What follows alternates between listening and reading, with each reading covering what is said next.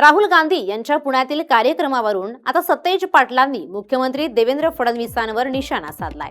मुख्यमंत्र्यांचं वक्तव्य पाहता त्यांनी राहुल गांधींच्या कार्यक्रमाची दखल घेतल्याचं दिसतंय, असा दावा सतेज पाटलांनी केलाय। विद्यार्थ्यांचे प्रश्न राहुल गांधी मांडत आहेत आणि ऑनलाईन रजिस्ट्रेशन सुरू असल्याचीही मुख्यमंत्र्यांनी धास्ती घेतल्याचा दावा सतेज पाटील यांनी केलाय। दरम्यान राहुल गांधी यांच्या कार्यक्रमाला पोलिसांनी काही अटी घातल्या आहेत।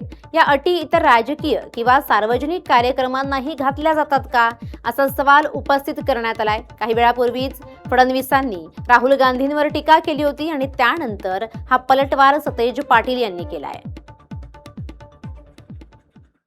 आता दखल घ्यावी लागलेली आहे। नाही, मला वाटतंय मुख्यमंत्र्यांचं वक्तव्य बघता राहुलजींच्या कार्यक्रमाची धास्ती त्यांनी घेतलेली आहे। महाराष्ट्रामध्ये ऑनलाईन पद्धतीने ह्याची नोंदणी चालू आहे। नंदुरबार जिल्ह्यातून देखील मुली येणार आहेत आणि म्हणून महाराष्ट्रातल्या कानाकोपऱ्यातून मुली या कार्यक्रमासाठी येत आहेत। आमच्या भगिनी या कार्यक्रमासाठी येत आहेत, कारण की त्यांना माहित आहे की त्यांचा आवाज, त्यांचे प्रश्न, मुलींचे प्रश्न, मुलांचे प्रश्न कोण मांडणार असेल तर ते फक्त राहुल गांधी या ठिकाणी मांडणार। नीटचा विषय असू दे किंवा या देशातले 150च्या वर पेपर जे फुटले, हा मुद्दा राहुलजींनी देश पातळीवर घेतलेला आहे।